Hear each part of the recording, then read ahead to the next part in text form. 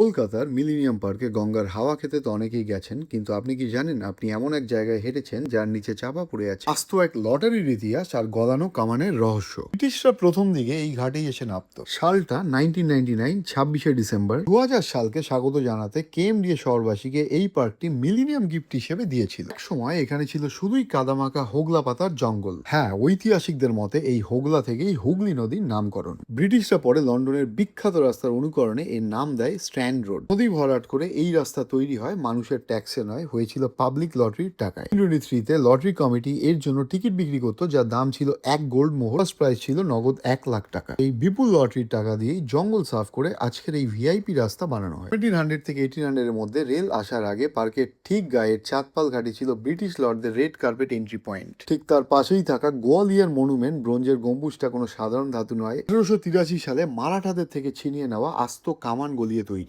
ব্রিজে light and sound শোর control room কোথায় জানেন? 2020 সালের পোর্ট ট্রাস্টের 150 বছর পূর্তিতে বসানো 650 এলইডি লাইট আর সাউন্ডের ইনসিঙ্ক সিস্টেম এই পার্কের ভেতরেই সেট করা হয়। এখানে লন্ডন আই এর মতো 135 মিটার উঁচু কলকাতা আই তৈরির কথা ছিল, যা বাজেটের চক্করে আর হয়নি।